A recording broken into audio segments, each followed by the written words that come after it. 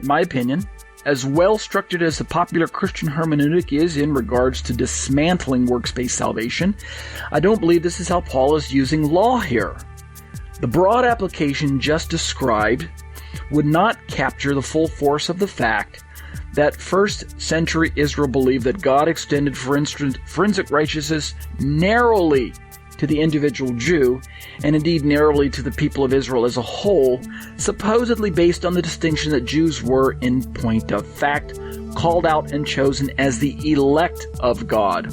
Look at footnote number 88. If you read Amos 3:2, God says, quote, "You only have I known of all the families of the earth." So Israel already considered that she alone was the elect of God. She alone had exclusive rights and privileges to not only God, but also to his laws. Let's keep reading. So Israel, as the elect of God, was subsequently covenant bound to follow after Torah with all their heart, their soul, and their strength, right? We already read the Shema of Deuteronomy 6, 4 through 9. So it's the Jews of Paul's day who were already working from this idea that they alone were the sole, they alone were in sole possession of God's words and God's ways, and they basically were in sole possession of God's salvation. And this was because they alone were the elect. And this is based kind of on a misunderstanding of the Amos passage that we just read.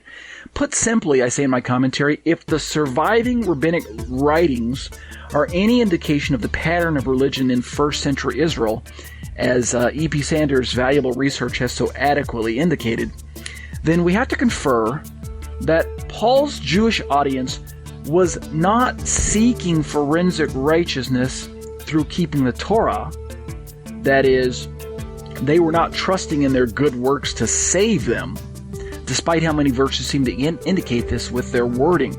Let me just pause and look at footnote number 89, and you'll see quite a few verses that seem to use the word works there that seem to indicate that first century Israel was preoccupied with works outside of any kind of tie to their ethnicity. In other words, it seems like they were just trying to leverage Torah obedience in and of itself for becoming a covenant member. And if you read all those verses, say Romans 2:6, Romans 3:27, Romans 4:2 through 6, 9:11, verse 32, and some of the other verses that I mentioned in my commentary down there in footnote number 89, it seems to be that that's how the first century Jews were leveraging, or I shouldn't say leveraging, the way they were understanding Torah obedience. It seems to be that they were just trusting in works, and the works were rooted in Torah, and therefore they had that goal, and the goal is to become a covenant member. And the only way to become a covenant member was to keep the Torah in order to become a covenant member. But I don't think that's what they were doing. Let's keep reading.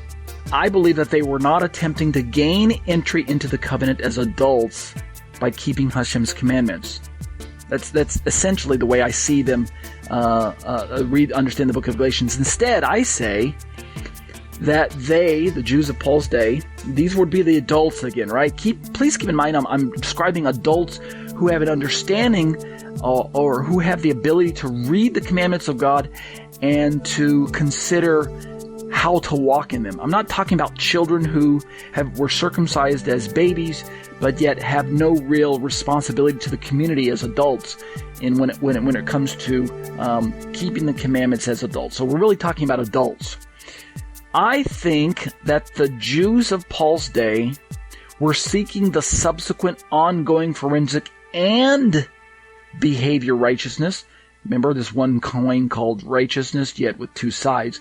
I think that they were seeking the forensic and behavioral righteousness that was ostensibly and exclusively granted to Jewish covenant members who remained loyal to the Torah. In other words, this idea of covenantal nomism.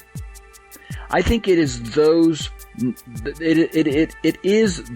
nationalistic presuppositions that the Jewish people of Paul's day held to in regards to viewing the Torah as a kind of a social prize, a thing to be coveted in and of itself, a treasured reward that supposedly proved to the surrounding nations that God deemed them exclusively as forensically righteous as a people group. This ideology, I think, is what Paul is seeking to dismantle in his letter to the Galatians.